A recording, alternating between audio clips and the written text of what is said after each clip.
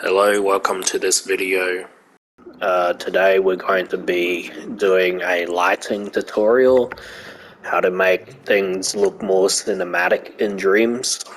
So to begin, we're going to search for an object from Dreams. I'm going to search for a statue kind of object.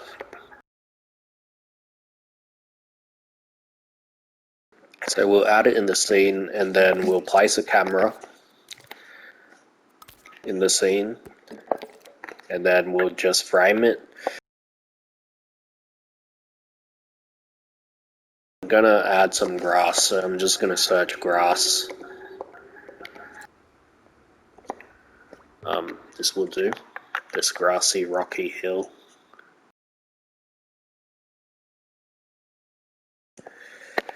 So how to make it look better, you want variety in the colors. You don't want the colors to be like one shade. You want variety, so you want bright areas, you want dark areas. And right now it looks flat because I don't have the focal lens. So to make it more cinematic, we turn up the aperture and then change the focus until we're focused on like the statue or whatever. I want to frame it so that we have perspective in the background that's kind of blurred out in some kind of foreground element. And then we will pretty much freeze everything. So just freeze the camera, freeze the background, and freeze everything. And now we'll just focus on the lighting.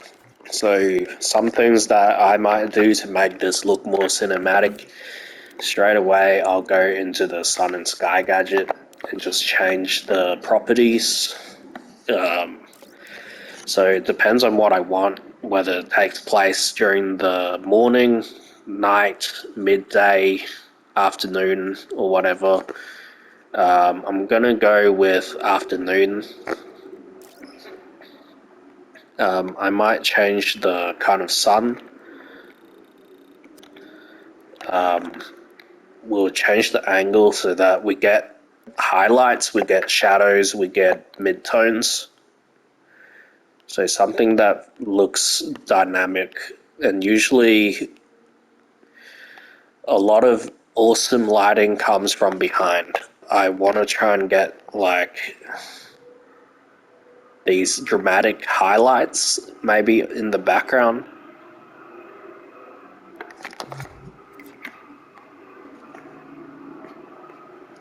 Yep, that looks pretty good. Like before, for example, if I turn this off, you'll see like it's flat, but if I turn it on, you get more dynamic highlights and stuff. You can also adjust the sun and shadow detail so that it's less harsh and it can blend better if you want to. You can also adjust the color so that it's like an orange sun or something, but I'm just gonna keep it basic and keep it this color. And for the sun, for the sky, I mean, this is how you can bring out the details in the front. So you might want to adjust it so that you can see a little bit more of the detail at the front. And the sky is pretty much the bounce light that comes from the ground. So this is grassy kind of area. It depends on like what kind of feel you're going for. Like I said, like sunset or something. So you might want to choose a warm color and adjust the kind of tint intensity. But it depends on like what you're going for. If you're going for a more stylized kind of artistic kind of approach, you might make it really saturated. But I'm going with a more realistic, subdued kind of lighting approach. And I'm kind of trying to choose more natural kind of colors. So I might go with something more subtle, like this maybe. And the horizon definition, like since the flecks give away like that it's not real, you know, the sky doesn't look like that. So I usually turn off the horizon definition and also the flex shade randomness. Blah blah blah. And I might go ahead and, adjust a little bit more so that I get more variety in the color. Like it's not just one color. So this is the difference here. And this is just using the sun and sky gadget. We haven't even touched on the light gadgets yet or the grade effects, and that's where the real magic happens. And we can make a few tweaks here and there just so we can get more variety in like the light source. So anywhere that feels kind of flat, you might want to change the angle a bit so that there's more variety. So right now the grass does kind of feel kind of flat. So you want kind of highlights, midtones, and shadows. And then with the, this is revealing like it's not real. So I just hide the sun. And we end up with something like this. Now what I'm going to do is add some light gadgets. So maybe the statue is starting to look flat. So what I can do is add in a light gadget to bring out more depth. And I might go in the same direction as the actual sun and sky, but to make it feel more realistic. Light in the real world isn't this harsh unless it's a kind of torch or something. But most of the time light is really subtle. So a beam angle that's higher, fade angle that's higher, a beam range that's like lower, and a lower kind of brightness will give us a more realistic kind of lighting gadget. So I just use this to light pretty much the statue. So I might think about the kind of bounce light from the grass maybe. So I try to match the kind of light bouncing up to match the environment. So in this case, it's bouncing some green from the grass. So I might make it green. And I can duplicate this. But I want highlights and I want shadows. Like that's the kind of main thing. And usually lights from behind, they look awesome.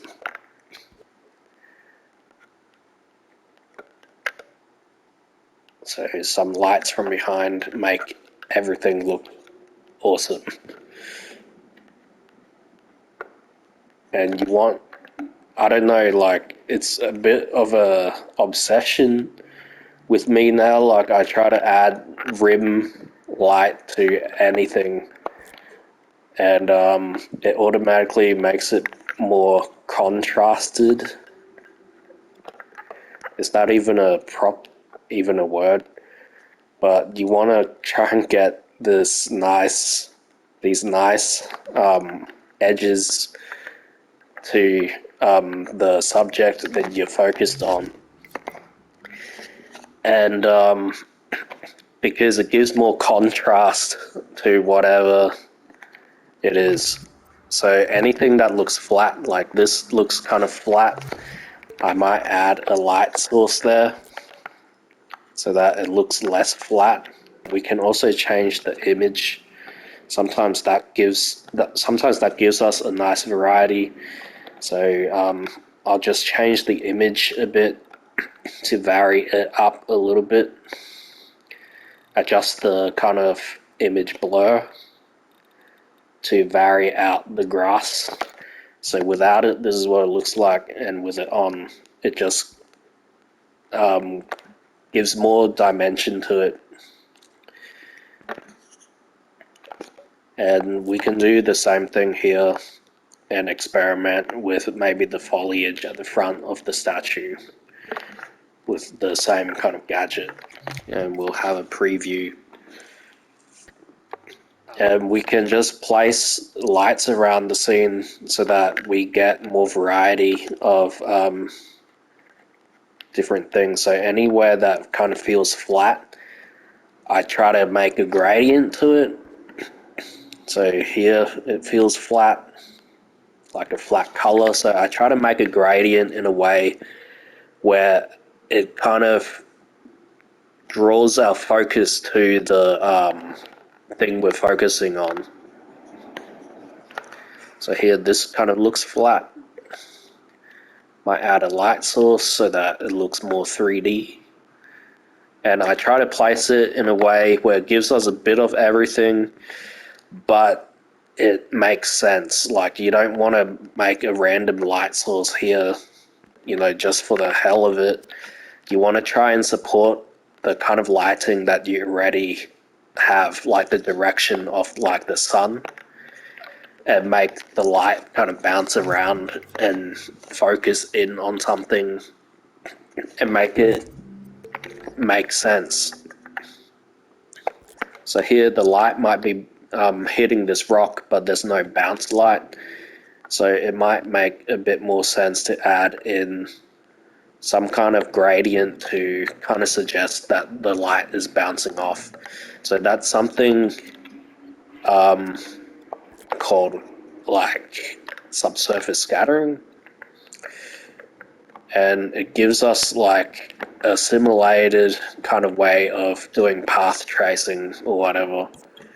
So it might bounce off this rock and then onto this. So it just makes things feel a bit more realistic. So yeah, it's starting to look okay, but it can look better. So to make it look better, the last secret ingredient is the gradient effects. So we can make it really cinematic by kind of adding an Instagram filter to it. So it's like adjusting, like if you're familiar with Photoshop or like photo editing kind of apps, this is a no-brainer.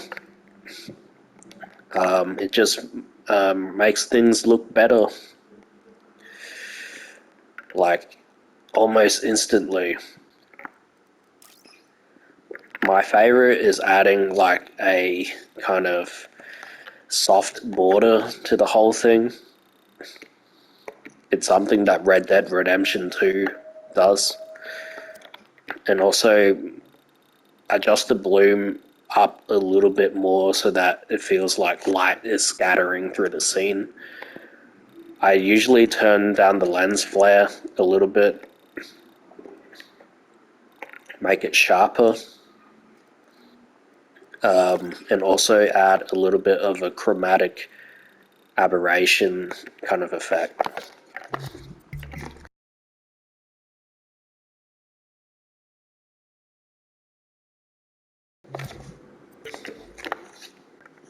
And we can also always like go back and kind of tweak it a bit more so that it's kind of the effect that we want.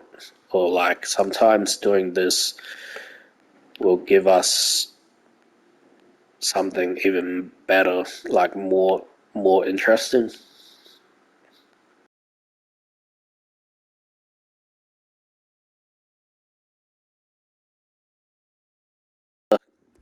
Final kind of details I add is like God rays maybe. So this one's pretty nice. So if you stamp it in and then delete the ground, and then maybe delete one of these, you can grab this and then kind of simulate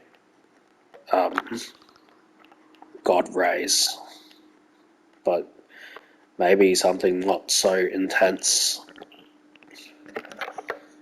or maybe something that is intense. I don't know.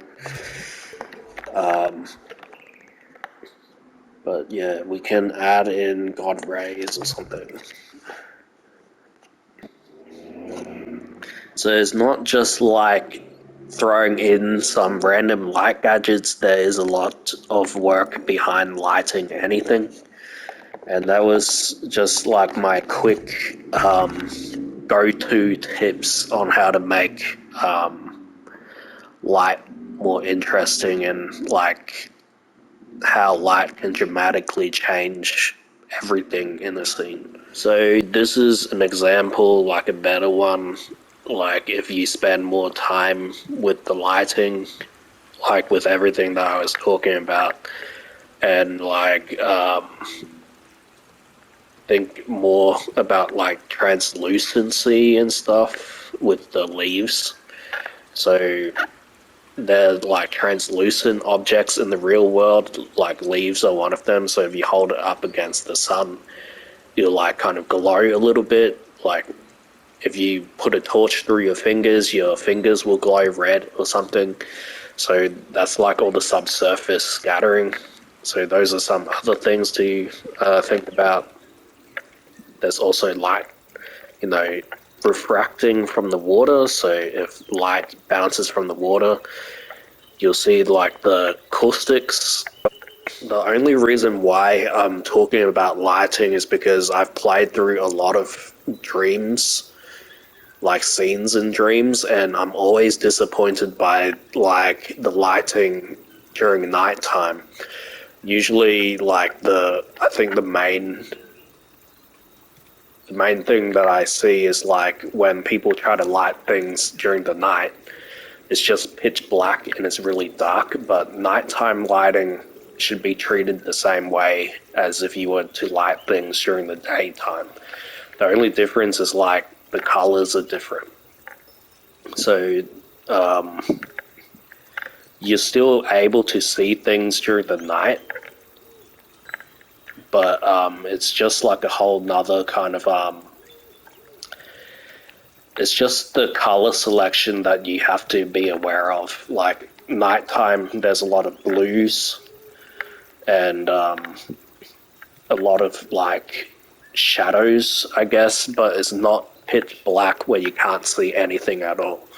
And that's something that I want to see change in dreams, is better nighttime lighting and better lighting in general. So that's why I've made this tutorial, so that hopefully someone watches it and then yeah, I don't know. Yeah, so anyway, thank you for watching, and I will see you in the next video.